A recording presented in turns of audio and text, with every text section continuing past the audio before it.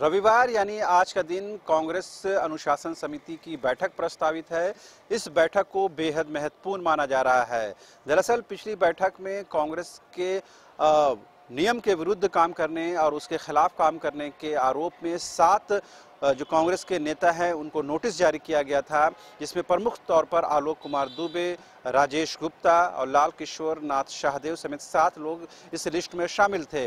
इनको नोटिस देकर के स्पष्टीकरण मांगा गया था।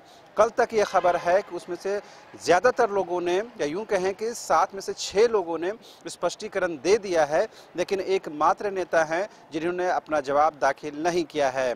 आज जब रविवार को ये बैठक प्रस्तावित है तो आज उन तमाम 7 लोगों के भविष्य यानी उनके राजनीतिक करियर पर, राजनीतिक भविष्य पर कहीं न कहीं निर्णय लिए जाएंगे।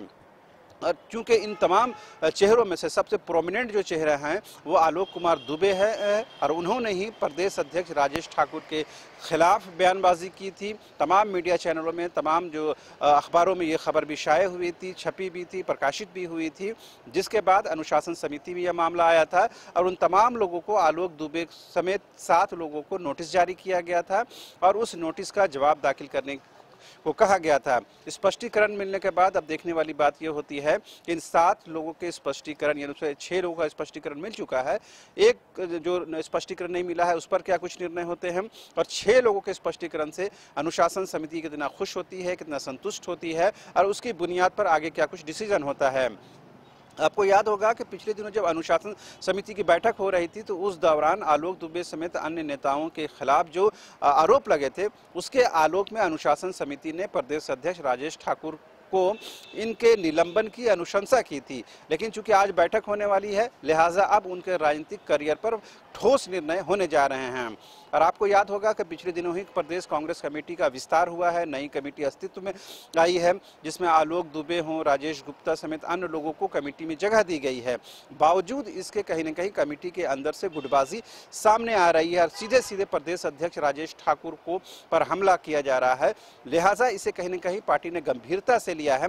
यही वजह है कि अनुशासन समिति ने तमाम लोगों को नोटिस जारी किया, स्पष्टीकरण मांगा और उस स्पष्टीकरण की बुनियाद पर आज डिसीजन होना है। यानी आज रविवार का दिन है जब अनुशासन समिति की बैठक रखी गई है। अब जाहिर सी बात है, रविवार के दिन अगर ये बैठक रखी गई है तो इसके पीछे बहुत बड़ा कारण हो सकता है, क्योंकि आमतौर पर रविवार के दिन अब कांग्रेस का जो कार्यालय है, मुख्यालय है, वो आमतौर पर बंद रहता है। आमतौर पर राजनीतिक गतिविधियां आमतौर पर नहीं देखने को मिलती है। जब कोई बहुत बड़ा कारण हो तभी खुलती हैं। ऐसे में आज जब अनुशासन समिति की बैठक प्रस्तावित है तो यकीन जानिए कि आज कोई बड़ा डिसीजन होने वाला है, कोई बड़ा फैसला होने वाला है। और कांग्रेस के जो सूत्र बता रहे हैं, जो अंदर से जो खबरें आ रही हैं, कि वो कहीं न कहीं हार्ड डिसीजन होगा और वो कहीं न कहीं नेताओं के लिए मुश्किलें खड़ा कर सकता है। तो जाहिर सी बात है, अगर ये डिसीजन इन तमाम नेताओं के खिलाफ जाता है तो जाहिर सी बात है रांची से लेकर दिल्ली तक एक बार फिर से जो राजनीति है वो गर्म होगी। कहीं न कहीं ये नेता दिल्ली में जाकर अप्रोच कर सकते हैं, वहाँ तक ये बातें पहुँचा सकते हैं।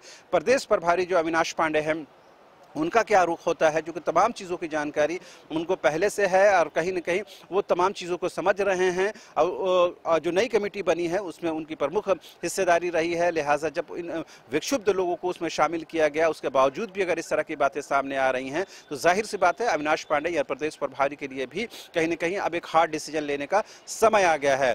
ऐसे में अब देखने वाली बात यह होती है कि आज के अनुशासन समिति के डिसीजन के बाद ये विक्षुब्ध गुट क्या आगे कोई और कुछ स्टैंड ले सकते हैं इस मामले को लेकर, दिल्ली में गोलबंदी कर सकते हैं, अपने जो संपर्क के लोग हैं उन तक बातें पहुंचा सकते हैं, वहां से कुछ डिसीजन और चेंजेस कराने की कोशिश कर सकते हैं। इन तमाम चीज़ों पर अभी थोड़ा इंतजार करने की ज़रूरत है। लेकिन प्रमुख सत्ताधारी पार्टी कांग्रेस के अंदर गुटबाजी जो है वो थमने का नाम नहीं ले रही है। और गुटबाजी का जो तस्वीर है पिछले दिनों दिखी, जब आलोक कुमार दुबे समेत अन्य नेताओं ने सीधे सीधे प्रदेश अध्यक्ष राजेश ठाकुर को निशाना साधा, उस पर गंभीर आरोप लगाए, जिसके बाद ये मामला अनुशासन समिति में गया है। अब देखने वाली बात यह होती है कि आज का दिन उन तमाम लोगों के लिए, उन तमाम नेताओं के लिए क्या साबित होता है। अब देखते रहिए न्यूज़ बाइस्कोप और मुझे और मेरा कैमरा सहयोगी विकास को दीजिए इजाजत। नमस्कार।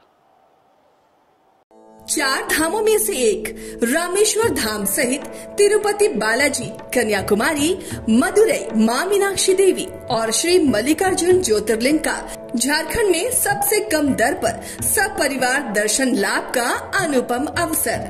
संपर्क करें मां कामाख्या धार्मिक रेल यात्रा, केसरी नर्सिंग होम, पहला तल्ला, पिस्का मोड़, रांची।